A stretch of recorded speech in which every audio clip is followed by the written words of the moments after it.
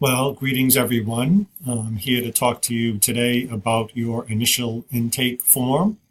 This is a form that you can find on the course website on the regular main menu under intake form.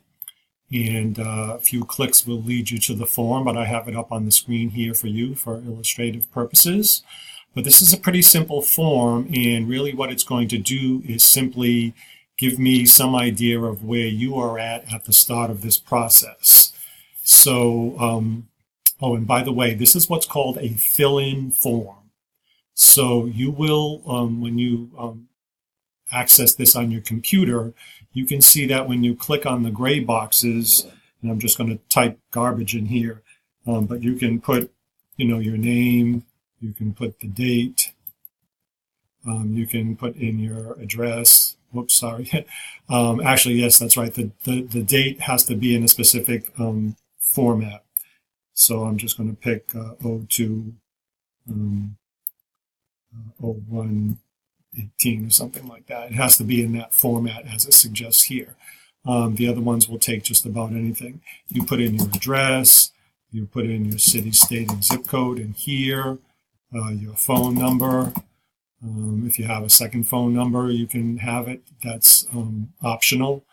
You can put in an email address, but note what it says here, that all communications will be sent to your email through the regular course messaging part of the e-learning website. So you have to continue to check that on your own. Here I'm asking for you to select what program you're in. These first four things are the most common programs that people are in that tend to take this course. So let's check off Human Services degree if that's what you're in.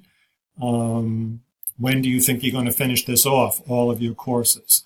You're going to finish off maybe a year from the summer 19. And then check any and all courses that you've previously completed or that you're in now. So because I know you're in this course now, I've already checked off this box for you here.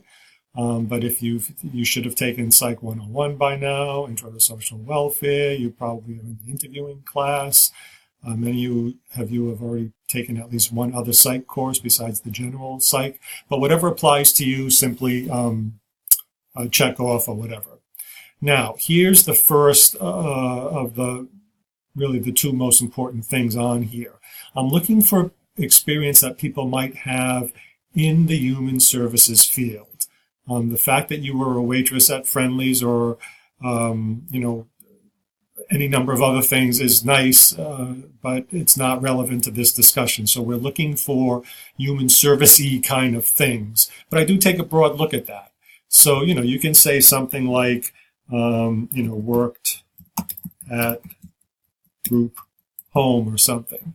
And that was a part-time job that you have. It was paid and, whatever. Whatever applies, just kind of fill in and check off. You can put an agency name, you can put a job title. I'm really not looking for much here, but I'm just trying to get kind of a mental picture of each student. If you don't have any experience in human services, by the way, that's fine. Just leave it blank. And by the way, I will tell you that you're not alone. So don't feel badly if you don't have much or if you don't have anything at all to put in here.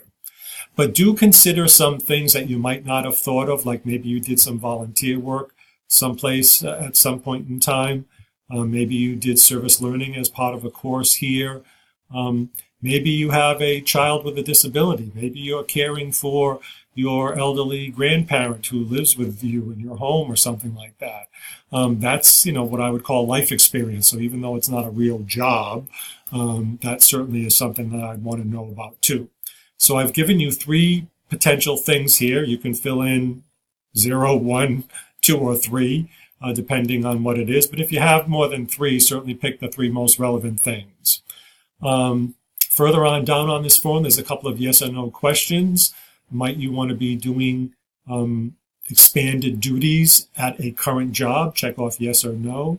Do you have more than 3 years of paid experience full-time in human services? Yes or no.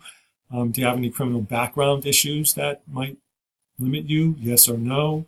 And by the way, there's no right or wrong answers to any of these. I just want to know, where you stand. And if you speak a language other than English, listed here. So if you speak Spanish or Portuguese or Creole or whatever, that's relevant, and that's going to help me know, where to make some suggestions for you, depending on your language ability and stuff. Now, here is the second most important part of this form, where I'm asking you to give me 3 choices of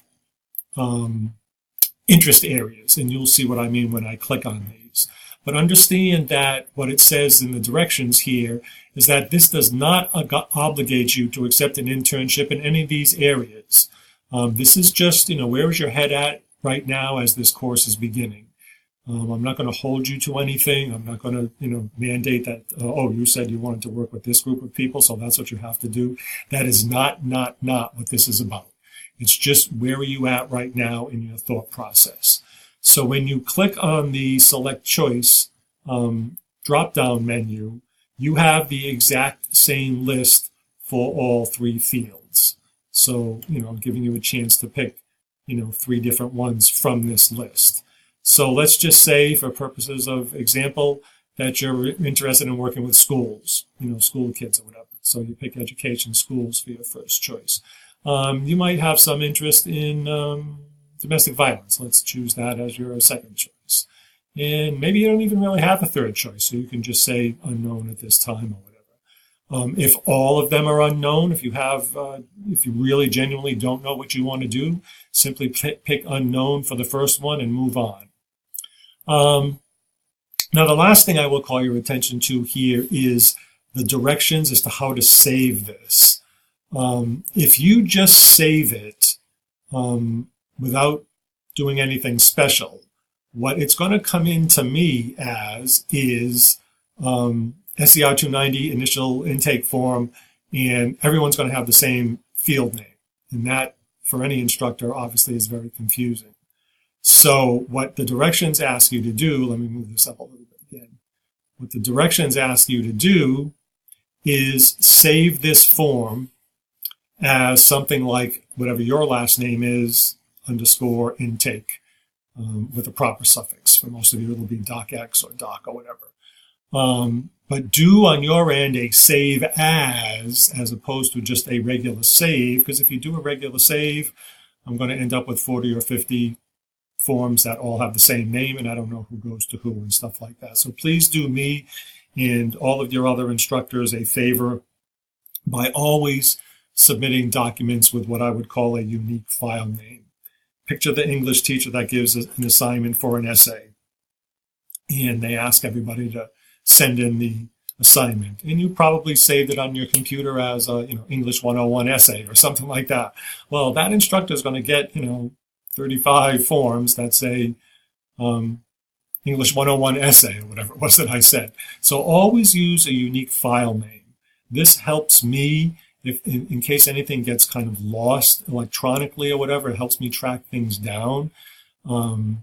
If I'm looking at things on a list like I do, I have access to certain things that students don't, obviously.